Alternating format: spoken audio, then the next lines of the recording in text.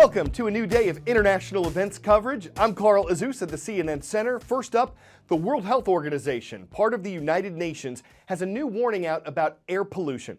It says that 9 in 10 people around the world live in areas with unsafe levels of pollution. The organization collected data from thousands of locations worldwide and says air pollution contributes to more than 3 million deaths every year.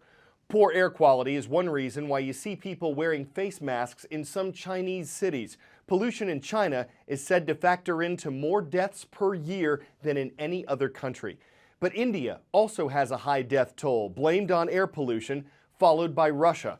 And the World Health Organization says air pollution increases the risk of stroke, heart disease, respiratory infections, and lung diseases, including cancer. The report measured pollutants like sulfate, nitrates, and black carbon, blamed for getting into people's lungs.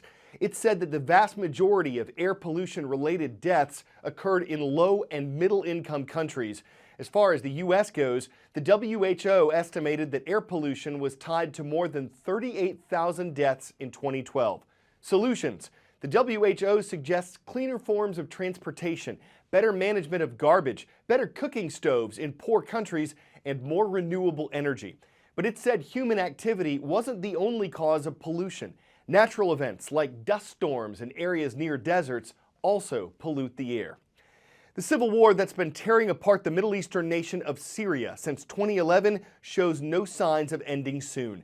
A ceasefire organized by the U.S. and Russia earlier this month has collapsed.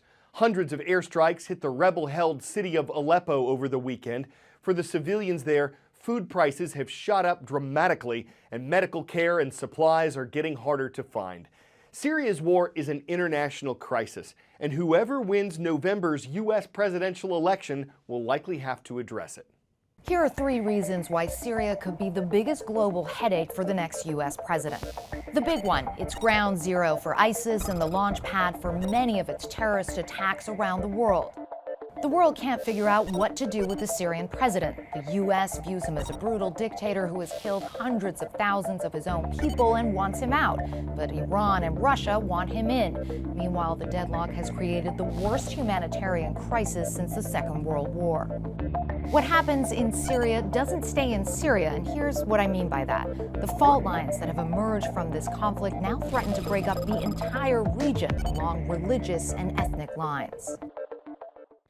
Syria was not something the candidates discussed much at their first U.S. presidential debate, though Hillary Clinton and Donald Trump did talk about ISIS and the importance of defeating the terrorist group.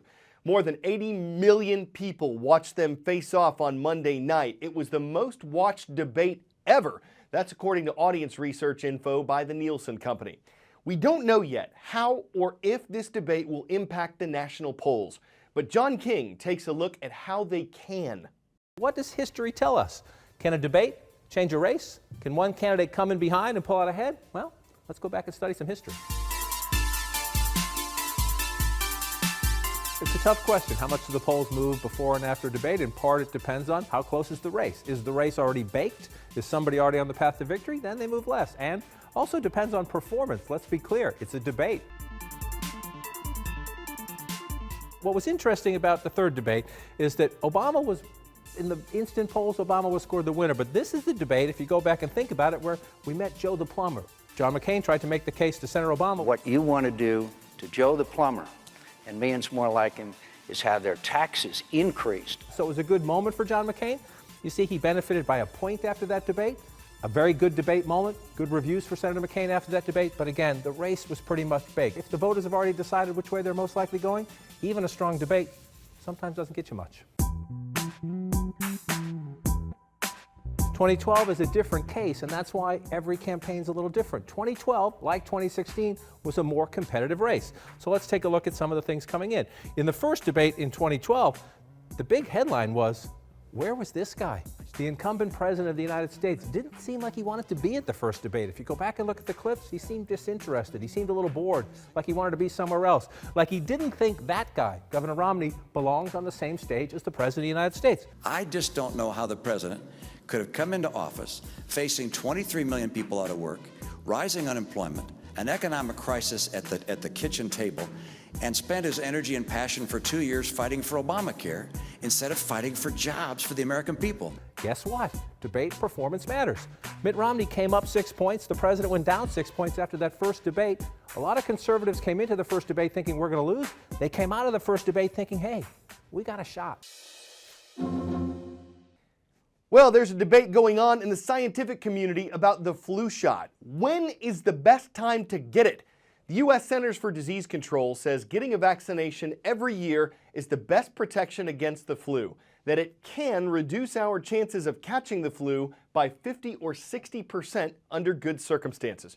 But though flu season doesn't peak in the U.S. until January or February, clinics and drugstores start marketing the shot as early as August. And some experts have concerns that if people get it that early, especially people over age 65, the vaccine's effectiveness could wear off before flu season peaks. Doctors don't know exactly how long a vaccination's protection lasts. One immunologist says the best time to get one is between Halloween and Thanksgiving.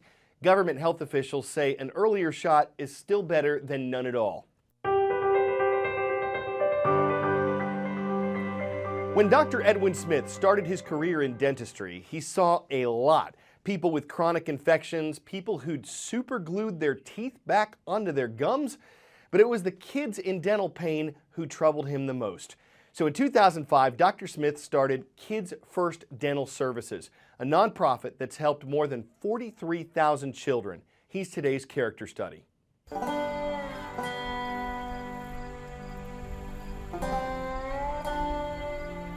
I was born and raised in Appalachia. I've been here all my life. It's a special place, but there's jaw-dropping poverty too. We have people in great need. You okay? You're doing great. I've been practicing dentistry 27 years when I was first starting. I saw a lot of patients who hadn't seen a dentist before. I would see a lot of kids who had a mouthful of rotting teeth. It was heartbreaking to see these kids who were in pain. They wouldn't smile. And once I was exposed to that, then I felt like something had to be done. We turned a trailer into a mobile dental clinic. We go to the schools. We see any children who want to be seen. We're gonna have a look at your teeth, okay? We provide free checkups. Number 3 needs an OL, 14 needs a buckle, A needs an MO, B needs a DO, number 3 needs a sealant. And get them some education early on. Do you drink a lot of pop? Your first permanent molars all have pretty big cavities in them. If you do the preventative work, then they're going to continue to stay healthy as they get older. Very nice. You been brushing good? You got really pretty teeth. We travel all across Kentucky. We're gonna take a baby tooth out here. I do follow-up care in my practice. You're done. That's easy, wasn't it? If they can't get here, we help them get into another practice. Come on, pretty girl. We treat people regardless of their ability to pay. What are they gonna do? They're gonna fix your teeth. She had some real bad tooth decay.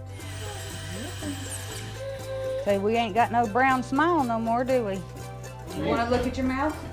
Wow. What do you think about that? I can smell real pretty now. Thank you, babe. Just seeing that we're still making a difference keeps me going. It means everything to me to be able to serve my community. This is my home, my people. This is who I am.